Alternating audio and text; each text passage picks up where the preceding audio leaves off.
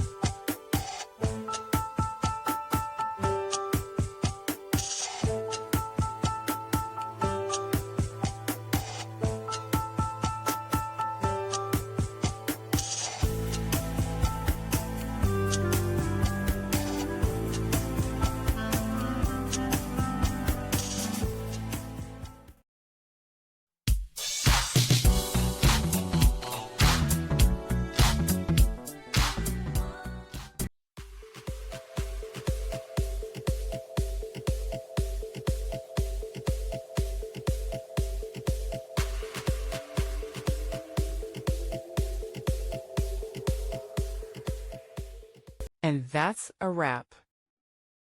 I hope you found the answer you were looking for. If you did, take a second to hit that subscribe button. It really helps out. And let me know in the comments which solution worked best for you. See you next time in the debug zone.